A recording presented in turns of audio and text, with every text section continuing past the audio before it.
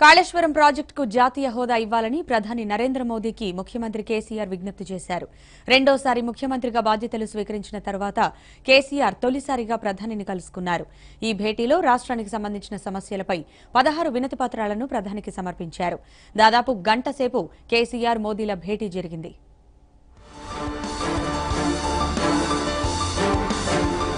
తెలంగాణ వరప్రదాయిని అయిన కాళేశ్వరం ప్రాజెక్టుకు జాతీయ హోదా ఇవ్వాలని ప్రధాని కేసీఆర్ అభ్యర్థించారు. ఢిల్లీ పర్యటనలో భాగంగా మోదీని కలిసిన ముఖ్యమంత్రి కాళేశ్వరం ప్రాజెక్టుకు ప్రత్యేకంగా నిధులిచ్చి సాయం చేయాలని కోరారు.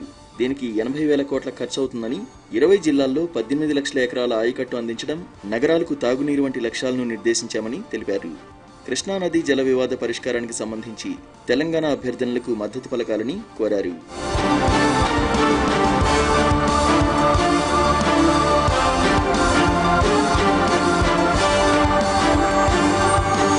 సచివాలయ నిర్మాణానికి సికింద్రాబాద్లో రహదారుల నిర్మాణం కోసం రక్షణ శాఖకు చెందిన బైసన్ పోలో మైదానం భూములను రాష్ట్ర ప్రభుత్వానికి బదిలీ చేయాలని కేసీఆర్ ప్రధానిని అభ్యర్థించారు. కొత్త రాష్ట్రానికి నూతన సచివాలయం చాలా అవసరమని చెప్పారు.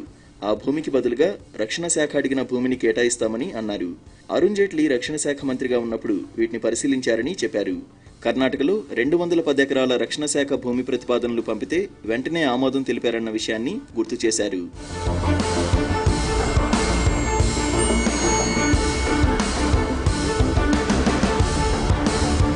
హైదరాబాద్లో IIM, Indian institute of science education and research సంస్థలతో పాటు కరీంనగర్లో IIIT మంజూరు చేయాలని కేసీఆర్ కోరారు. మౌలిక సదుపాయాలు కల్పించడానికి రాష్ట్ర ప్రభుత్వం సిద్ధంగా ఉందని చెప్పారు. కొత్త జిల్లాల్లో 21 జవహర్ నవోదయ విద్యాలయాలను ఏర్పాటు చేయాలని, వరంగల్లో గిరిజన వర్సిటీ ఏర్పాటు వేగవంతం చేయాలని విజ్ఞప్తి చేశారు. జాతీయ రహదారి అథారిటీతో కలిపి ఆదిలాబాద్లో సిమెంట్ కార్పొరేషన్ ఆఫ్ ఇండియాని పునరుద్ధరించాలని కేసీఆర్ అభ్యర్థించారు. వాటితో పాటు Zaheerabad NIMS, Warangal Kakatiya mega textile park అభివృద్ధి కోసం కేంద్ర నిధులు విడుదల చేయాలని విజ్ఞప్తి చేశారు. అలాగే విభజన చట్టంలో పేర్కొన్న విధంగా వెనుకబడిన జిల్లాలకు నిధులు, షెడ్యూల్ 9, 10 సంస్థల విభజన, కొత్త రైల్వే లైన్ల ఏర్పాటు అంశాలపై వినతి పత్రాలు ఇచ్చారు.